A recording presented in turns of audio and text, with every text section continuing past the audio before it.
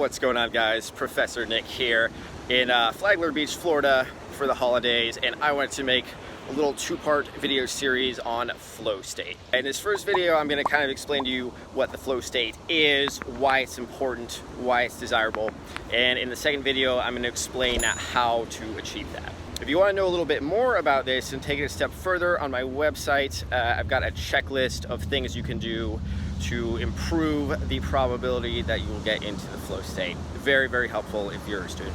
So what is the flow state exactly? Why is this desirable? Flow state is called a lot of different things, but most frequently I've heard it referred to as being in the zone. So the flow state is basically this different level of consciousness where you're performing at a much higher level with much less effort. It's almost like your body is moving of its own accord. So if you were typing or writing, for example, it would be like your hand is just moving, it's just happening. In the flow state, you are really detached from the outcome. You don't care too much about winning, losing, doing it right.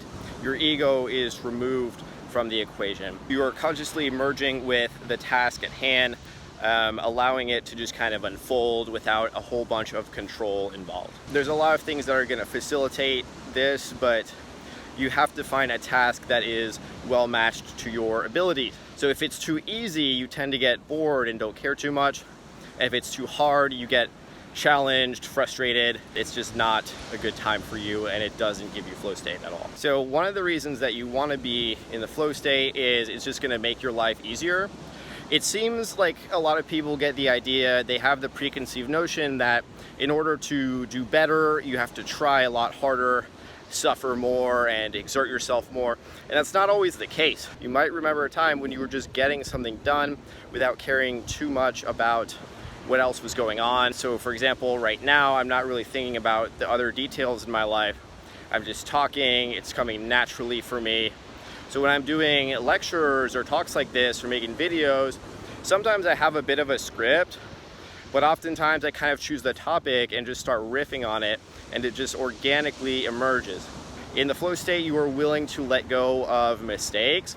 So if I stumble over a word, I might not care too much, just kind of let it go. I might edit it out, I might not. Flow state is really good for students because you have to do a lot of repetitive tasks like memorizing and studying and all that stuff. And you can greatly reduce the amount of time and effort that you put into that while at the same time getting a much higher result. That's it for the video, guys. Thanks for watching. Remember, on my website, you can get that free checklist of every little thing you can do to increase the probability of flow. I'll put the link in the description. That's free for you. If you enjoyed this video, please give it a like and be sure to subscribe for more fantastic videos. This is Professor Nick signing off, and I will see you next time.